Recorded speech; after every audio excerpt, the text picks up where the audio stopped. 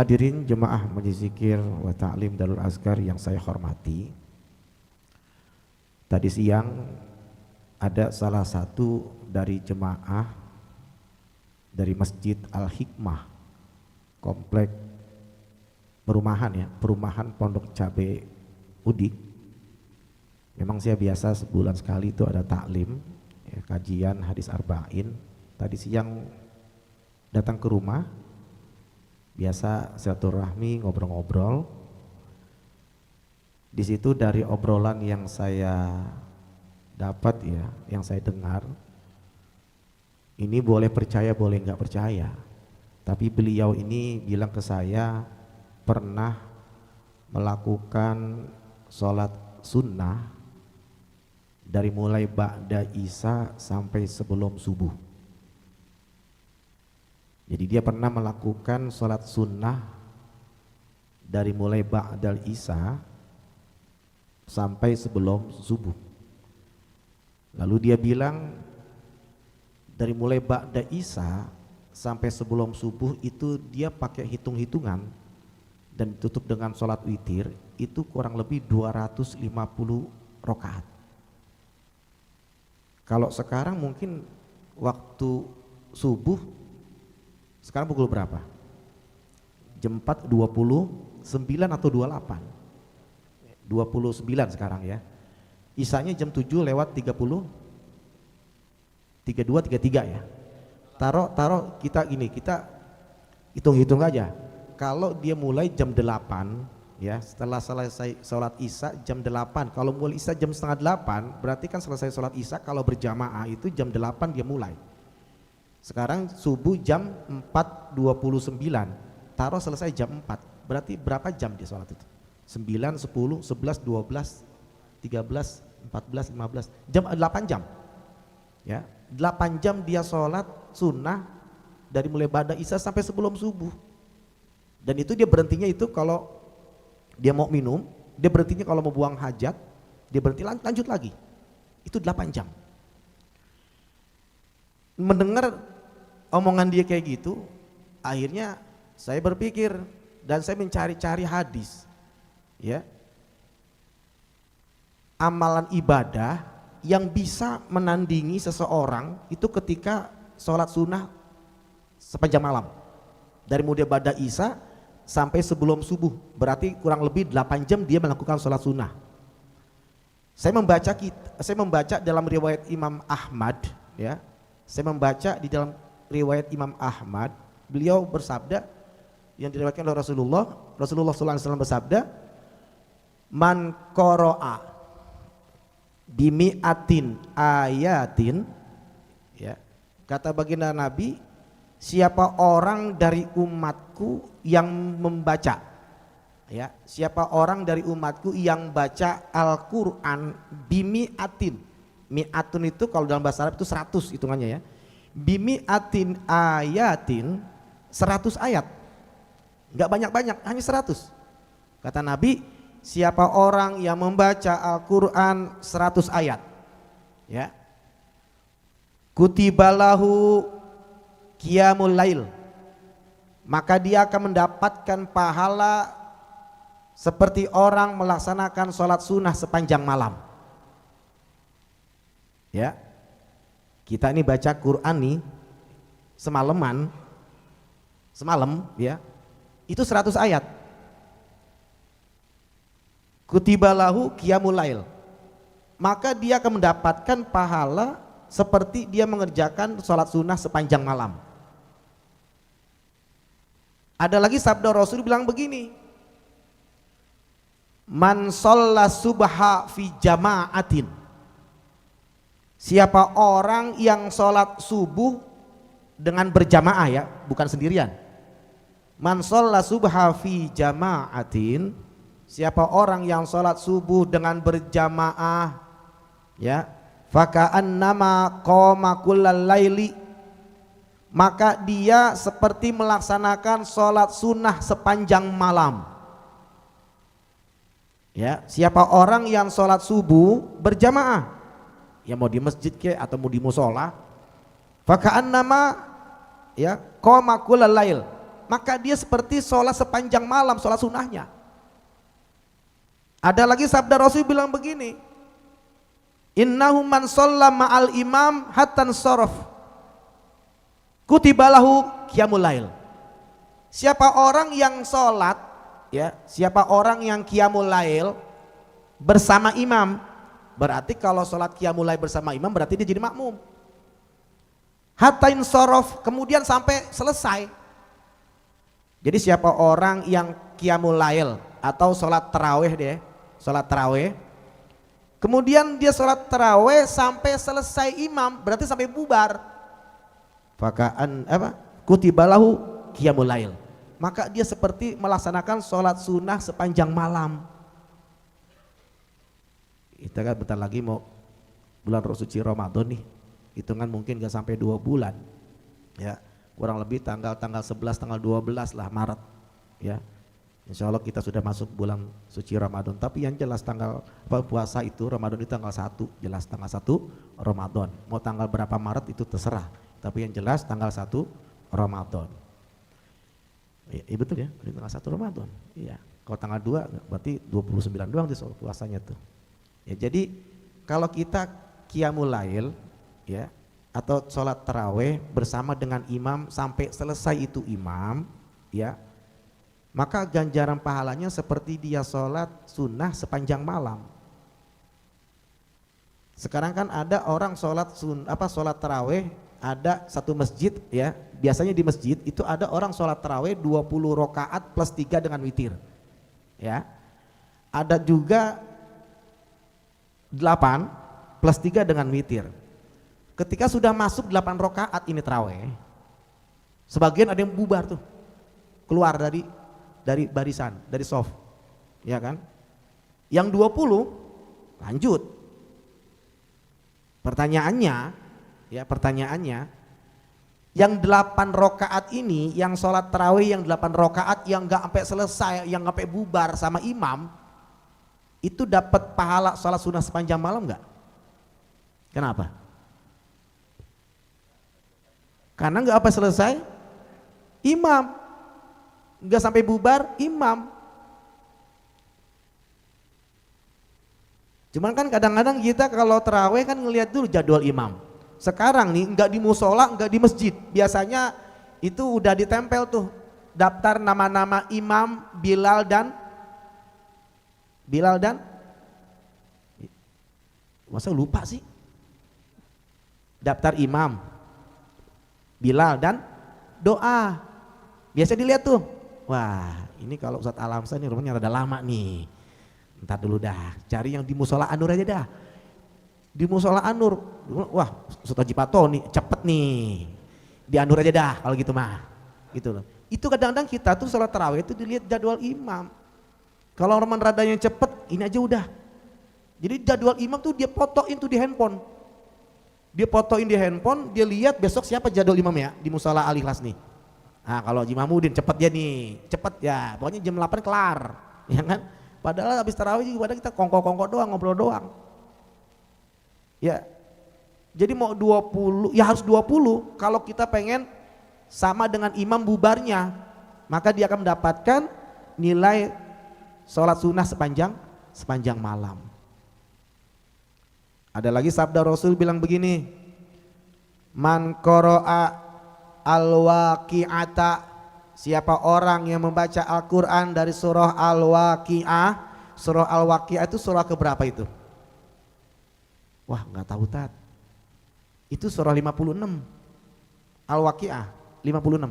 Ayatnya? Boro-boro, juga tahu? Nggak tahu saya. Ayatnya itu 96. Al-Waqi'ah surat 56 ayatnya 96. Makanya kata Nabi dalam sabdanya, siapa orang yang membaca Al-Quran, ya, surat Al-Waqi'ah fil lailatin, pada malam hari, ya, fil lailatin, pada malam hari, ya, kutibalahu qiyamul lail, maka dia akan mendapatkan pahala seperti dia melaksanakan sholat sunnah sepanjang malam. Kalau tadi hadis yang pertama saya bilang, siapa orang yang membaca Al-Quran 100 ayat, kan 100 tuh. Nah sedangkan surah Al-Waqiah berapa tadi? 96, kurangnya berapa? 4. Ya baca aja ayat yang lain. Yang penting genapin 100, biar supaya apa? Dapat ganjaran orang sholat sunnah sepanjang malam. Ada lagi sabda Nabi bilang begini, man qara'a Yasin, siapa orang yang membaca surah Yasin, ya, ibtigha'a wajhillah, mengharap semata-mata karena Allah, ridha Allah, ghufira lahu, maka Allah akan ampuni dosanya. Siapa orang yang membaca surah Yasin, ya, surah Yasin, ibtigha'a wajhillah, mengharap semata-mata karena Allah, lillah, karena Allah, ghufira lahu, maka Allah ampuni dosanya tuh. Tadi ada enggak yang setelah Yasin baru datang? Ada enggak di sini? Banyak. Mana orangnya? Jalanannya macet tat katanya. Ya. Padahal di kita Isya jam 7:30, jam 8:30 kurang baru kita mulai. Makanya tadi selesai baca Maulid itu jam berapa tadi? Jam 10:30 kurang. Kenapa? Sekarang waktu makin maju makin mundur. Waktu makin maju mundur. Mundur maju. Sebelumnya kan jam 7:05 tuh sebelumnya tuh. Sekarang udah 7:30.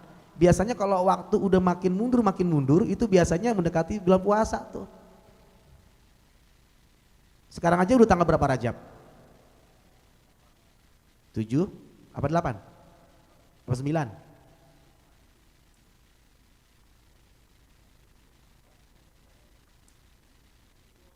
Tanggal 7. Benar, tanggal 7. Iya.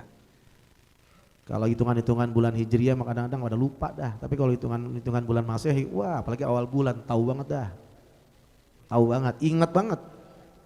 Iya, ini pada gajian biasanya tuh. Iya, ya model kayak saya usaha barang mau ada gajian sih mah.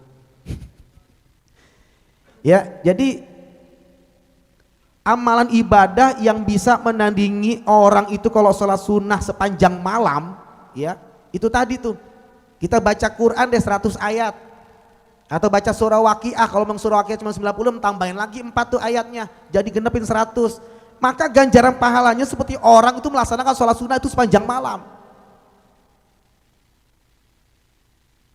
Makanya kalau orang-orang yang apalagi di bulan suci Rajab nih ya, kita melaksanakan amalan-amalan kebaikan itu Allah lipat gandakan. Makanya ibadah saya selalu bilang kemarin, saya selalu bilang di sini itu kalau ibadah tuh harus dipaksa nanti akan terbiasa. Ibadah terkadang harus dipaksa nanti akan terbiasa. Kalau udah terbiasa enak. Kita nggak pernah baca Quran habis maghrib, nggak pernah. Kita kadang-kadang baca Quran kalau lagi ada hataman aja 5 main. Atau kita baca Quran tuh kalau lagi bulan puasa. Setelah itu mungkin nggak pernah baca Quran. Makanya coba diri kita deh paksain deh ibadah, ya terutama baca Quran.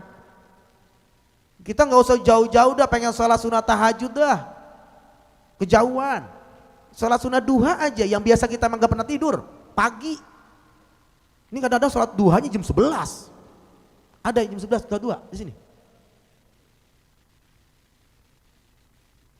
Makanya paksain diri kita, yang wajibnya udah mantap, tambahin tuh nilai tambahnya apa, yang sunahnya.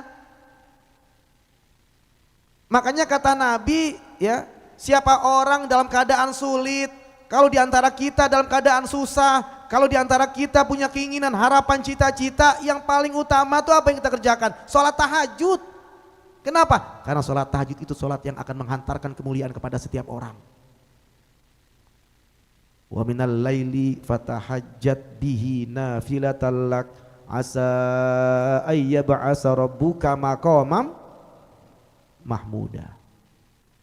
Wa minal laili, dan di waktu sebagian malam, fatahajjat bihi, maka bangunlah, dirikanlah sholat tahajud, nafilatan lak, niscaya engkau akan Allah tambahkan apa? Asa ayyab'asa rabbuka maqamam mahmuda. Allah ya akan menempatkan orang yang ahli tahajud tadi maqamah mahmudah ke tempat yang mulia, derajat yang paling tinggi di sisi Allah. Makanya pernah saya bilang, amalan yang bisa menghapus dosa dan mengangkat derajat itu salah satunya apa? Amalan yang bisa menghapus dosa kita, mengangkat derajat kehidupan kita, salah satunya apa? Wantizoru sholati ba'da sholat, menunggu waktu sholat yang berikutnya setelah sholat. Menunggu waktu sholat berikutnya setelah sholat. Maksudnya apa? Menunggu waktu sholat isya setelah sholat maghrib. Jangan menunggu waktu subuh habis isya, kelamaan mau ngapain. Menunggu waktu maghrib setelah asar, menunggu waktu asar setelah zuhur. Jangan menunggu waktu zuhur habis subuh. Ini amalan yang mengangkat derajat kita, menghapus dosa-dosa kita. Salah satunya itu tadi, wantizoru sholah ba'da sholah. Jadi kalau habis maghrib nih, kalau kita sholat di musola, sholat di masjid berjamaah, jangan udah lantas kabur, lantas pulang. Niatin itikaf, apalagi ini bulan Rajab, baca tuh Quran. Apalagi tadi hadis yang sudah biasa baca tadi. Siapa orang yang membaca Al-Quran 100 ayat, maka ganjaran pahalanya seperti dia melaksanakan sholat sunnah sepanjang malam. Baca 100 ayat, niat itikaf habis maghrib. Saya pernah, ada salah satu teman saya, ya teman dulu sama-sama kuliah di Kairo, punya apa namanya, nama orang tuanya itu Pak Haji Husni. Dia punya batu cincin tuh, jualnya di Jatinegara tuh, Rawa Bening. Pulang dari sore pulang, tutup pulang ya, terus dia mandi bersih-bersih, dia ke masjid. Kebetulan rumahnya nggak jauh dari masjid. Dia sholat maghrib berjamaah, habis sholat berjamaah dia nyender. Kenapa? Karena habis maghrib itu ada pengajian taklim. Setelah mau isya selesai, biasanya kan kalau taklim pengajian habis maghrib isya selesai tuh. Nah habis mau isya, salah satu dari jemaahnya itu ngelihat Pak Haji Husni sedang tidur sambil nyender. Langsung dihampiri tuh, dideketin. Pak Haji bangun, badannya digoyang-goyangin. Pak Haji bangun, pengajian udah selesai, bentar lagi isya. Kagak gerak, enggak bangun, makin digoyang-goyangin lagi. Akhirnya karena goyangannya kenceng, akhirnya digloyor karena sambil nyender. Dia gloyor, jatuh, ternyata dipegang urat nadinya, itu ternyata udah nggak ada. Jadi Pak Haji Husni kemungkinan besar ya meninggalnya itu pada saat lagi dengerin taklim, denger pengajian. Ya mudah-mudahan meninggalnya husnul khotimah. Ya mudah-mudahan, ya meninggalnya di masjid, satu, iya kan? Yang kedua, habis sholat berjamaah maghrib, lagi dengerin pengajian, lah kan cakep bener. Itu Pak Haji meninggalnya lagi denger pengajian di masjid. Makanya niatin tuh, kita itikaf nih bulan Rajab, paksakan diri kita untuk ibadah. Kalau udah terbiasa enak. Ini khusus buat jemaah Darul Azkar yang rumahnya deket musola, yang deket masjid apalagi. Makanya salah satu yang kedua ya amalannya bisa menghapus dosa dan mengangkat derajat. Yang kedua apa? Wa kasratul khuto tuh ilal masjid. Perbanyak langkah kita ke masjid. Kalau makin banyak pahala, yang rumahnya dekat kalau bisa memuterin jauh. Kayak Rahman nih, Rahman kan deket nih Bang Bidin sama Rahman kan deket nih musola nih. Muterin dulu tuh komplek Lebak Sari sampai musola Alif, insya Allah udah bubar. Perbanyak langkah kita, apalagi yang deket-deket masjid, ya deket musola. Insya Allah itu amalan yang akan menghapus dosa-dosa kita dan mengangkat derajat kehidupan kita. Amin ya robbal alamin. Makanya manfaatkanlah bulan Rajab ini dengan sebaik-baiknya. Mudah-mudahan kita bisa menuai hasilnya nanti di bulan suci Ramadan. Amin ya robbal alamin. Ini saja sedikit dari saya, mudah-mudahan ada manfaatnya. Hadanallahu wa iyyakum ajmain. Wassalamualaikum warahmatullahi wabarakatuh.